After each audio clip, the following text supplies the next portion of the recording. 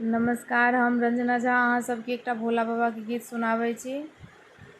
काले के शिव के मनाएब हो, शिव मानत नाही। काले के शिव के मनाएब हो, शिव मानत नाही।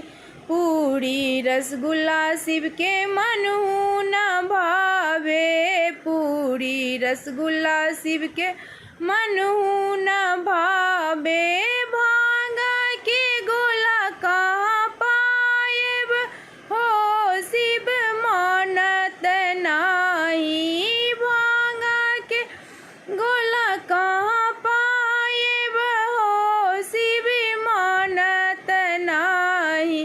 काले के शिव के मनाएब हो, शिव मानत नाही।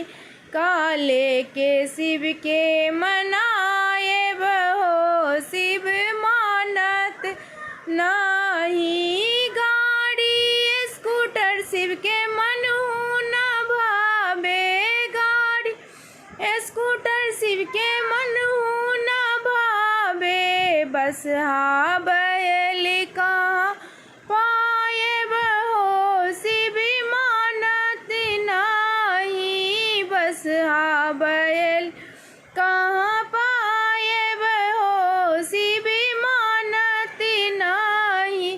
काले के शिव के मनाएब हो, शिव मानत नाही।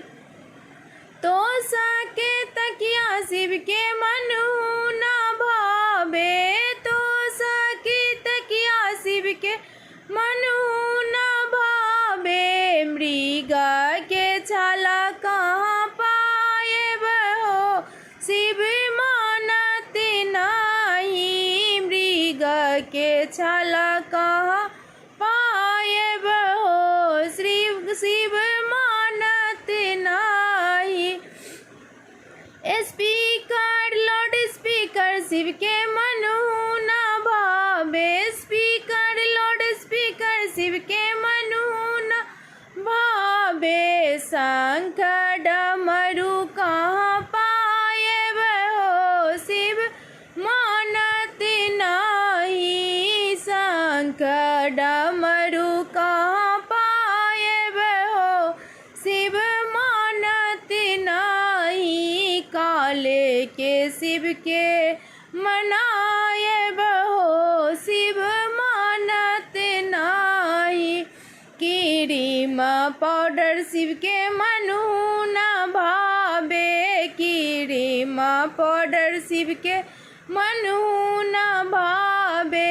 भस्म कहाँ हम पाएब हो, शिव मानत नाही। भस्म कहाँ हम पाएब हो, शिव मानत नाही। काले के शिव के मनाएब हो, शिव मानत नाही।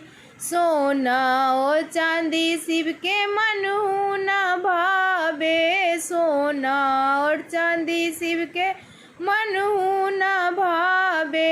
रुद्र के माला कहाँ पाएब हो, शिव मानत नाही। रुद्र के माला कहाँ पाएब हो, शिव मानत नाही। काले के शिव के मनाएब